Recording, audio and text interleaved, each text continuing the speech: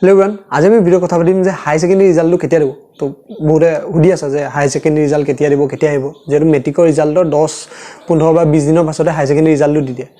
আৰু অসমত যেহেতু গম পোৱাই তোমালোকে যে ৰিজাল্ট দিবলৈ এজন মানুহে যেটো কৈ দিয়ে হেতু মতে হৈ যায় আৰু তেওঁৰ মতে 20 তাৰিখ বা 20 তাৰিখৰ ওচৰ পাজে দিয়া কথা আছে আৰু হেমতে ৰিজাল্টটো আহি যাব তেনেকৈ এতিয়ালৈকে এক্সাক্ট ডেটটো অহা নাই তোমালোকে ধৰিব পাৰা 20 তাৰিখ প্লাস মাইনাস এদিন দুদিন ধৰিব পাৰা ৰাতিপুৱা মেছেজ আহি যাব অকমান 1 ঘণ্টা 2 ঘণ্টা পাছত ৰিজাল্ট আহি যাব কিন্তু ৰিজাল্টটো অহাটো আহি যাব হেতু ঠিকই আছে ভাবা অলপ দেৰিকৈ আহিলে ভাল বেছি যদি সোনকালে দিয়ে কি হয় মেট্ৰিকৰ লিখা হ'ব অলপ কেতিয়াবা মাৰ্কছত ভালকে মাৰ্কছ নবহিব পাৰে বা সোৱাত অলপ স্পিড হৈ যাব পাৰে অলপ দেৰিকৈ ৰিজাল্ট আহিলে ঠিকই আছে তেতিয়া ভাল আৰু যি সকলে মেইন কামটো কি হয় যে ৰিজাল্ট অহাৰ পাছৰখিনি এতিয়া তুমি পাস কৰিলেতো ভালেই যদি ফেল কৰা তেতিয়াতো আকৌ তুমি লাগি যাব লাগিব কিন্তু যি সকলে পাস কৰা তাৰপিছত আসল খেলখিনি মানে আৰম্ভ হৈ যায় হাই সেকেন্ডাৰি পাছত হাই সেকেন্ডাৰিটো মেইন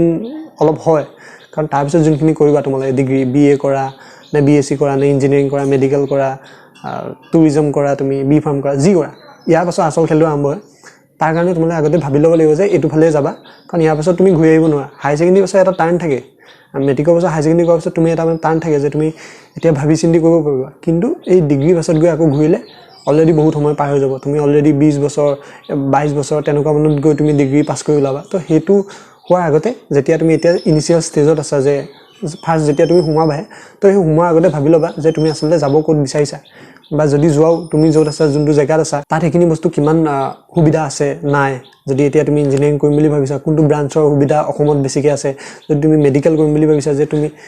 এফৰ্টটো কিমান মাৰি আছা বা আকৌ ড্ৰপ দিবা নিদিয়া হেখিনি আগতে ভাবি ল'বা যে এবাৰ ফেল কৰাৰ পাছত ভাবাতকে আগত ভাবি থলে কি হয় তোমাৰ ব্যাকআপটো বনি থাকে আৰু মেন্টালি ইমান মানে প্ৰেছাৰ পোৱাটো নাযায় যদি এতিয়া তুমি বিএ কৰিম বুলি ভাবিছা বিএ ডাইৰেক্ট বিএ কৰিম বুলি ভাবিছা কোনটো সাবজেক্টত কৰিম বুলি ভাবিছা সেই সাবজেক্টটোত বেছিকে মানুহ থাকে নে নাথাকে বা হেতুত কিমান চাকৰি ওলাই হেবোৰ সব ইনিশিয়াল ষ্টেজতে ভাবি মিলি কৰিবা ম্যাক্সিমামে নকৰে পিছত গৈ মানে ভবা যায় যে এটো মই কৰিলো কেলে বা এইখিনি কৰি এটা কিনো হ'ব আকৌ সুইচ কৰিব লাগিব কবাত গৈ তো তেনেকৈ বহুতখিনি প্ৰবলেম আহি যায় তো হাই সেকেন্ডাৰি পাছত মানে আমি পুৰা মেন্টালি